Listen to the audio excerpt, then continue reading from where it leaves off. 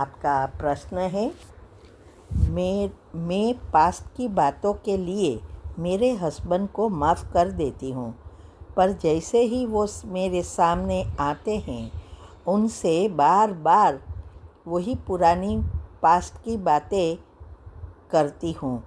मैं करना नहीं चाहती हूँ, पर बार बार पुरानी बातें जो अच्छी नहीं है वो होती ही है। क्या करूँ? उत्तर है, देखो, यही तो पुरुषार्थ है। हमारे पुराने जो पाप कर्म है उसको पुण्य में बदलना। ये आप माफ़ कर देती है लेकिन दिल से नहीं कर रही है। सिर्फ बोलने से सोचने से थोड़ा होगा। उसकी जो मैंने विधि बताई है वो आपको करना पड़ेगा। तो पहले सुबह में उठकर जो हमारी मेडिटेशन वगैरह जो करना है, करने के बाद वो क्षमा की कमेंट्री करो। उसके बाद क्षमा की कमेंट्री में आपके घर वाले सभी को रख दो, भले अच्छे हैं कुछ भी है, क्योंकि हिसाब किताब तो होता ही है। आपके बच्चे हैं, सासू है, जो भी है, सबको विजुअलाइज करके क्षमा की कमेंट्री करके माफ़ करो। और फिर इस आत्मा को स्पेशल इमर्ज करो और संकल्प दो, और एक एक संकल्प के साथ बाबा की शक्ति आ रही है और उसमें जा रही है। ऐसे क्षमा के समय भी करना है, कोई भी योग के प्रयोग में करना है। तो इस आत्मा को इमर्ज करके अंत में सोचना है, अब इस आत्मा के साथ मेरे सब हिसाब किताब चुकत हो गया है, पुण्य का खाता ऊपर आ गया है। अब ये आत्मा बहुत अच्छी है, बहुत समझदार है, मेरी हर बात मानते हैं, सुनते हैं, समझते हैं, हर कार्य में सहयोग देते हैं, मुझसे प्रेम से रिस्पेक्ट से बात करते हैं, मेरा बहुत ध्यान रखते हैं। ऐसे आपको जैसा पति चाहिए वैसा सोचना शुरू करो। ये तो करना ही है। फिर एक लाइन में भी आप बना सकते हैं, साथ में ये योग के समय करना है, सुबह में अमृत वेले के बाद।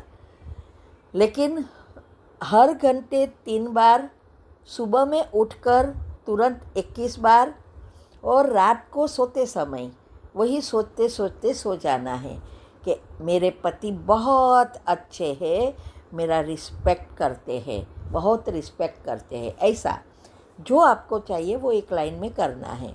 और जब भी आपको वो बातें याद आए तो तुरंत कैंसल कैंसल कैंसल 3 बार और पॉजिटिव से भरो।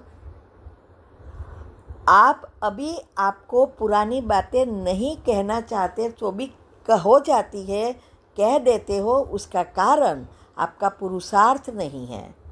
तीनों शरीर को साफ करना सीखो, और ये जो दिनचर्या मनचर्या और 8 ग्रुप का रोज करो।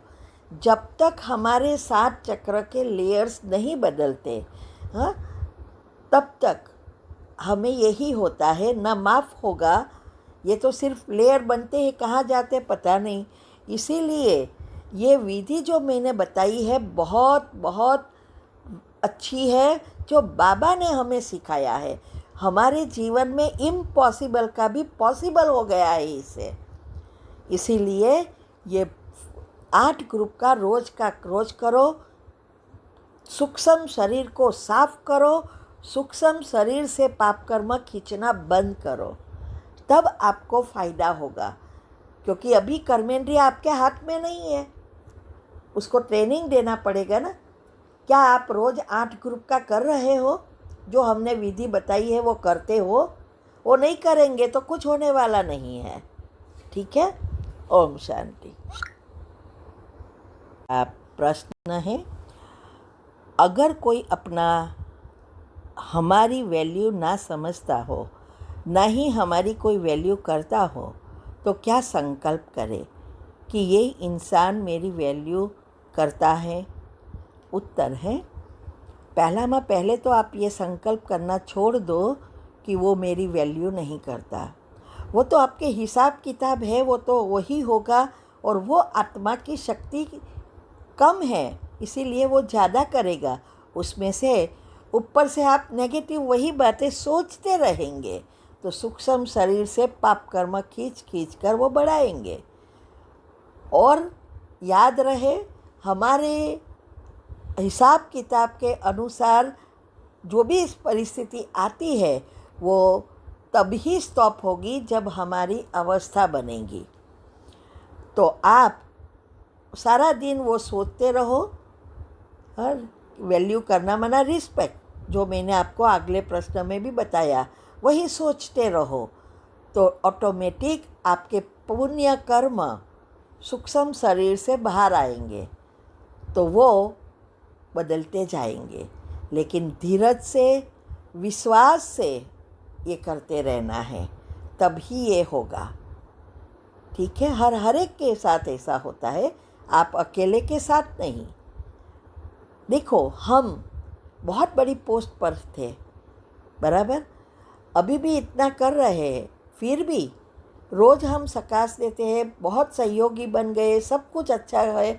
लेकिन कई बार कोई ना कोई ऐसे कर्म आ जाते हैं तो वो बोलते हैं, लेकिन हमें फुल स्टॉप लगाना या आगे बढ़ाना वो तो हमारे हाथ में है ना। वो ना बोलने का शब्द भी बोलते हैं, लेकिन मन में क्यों लेना है?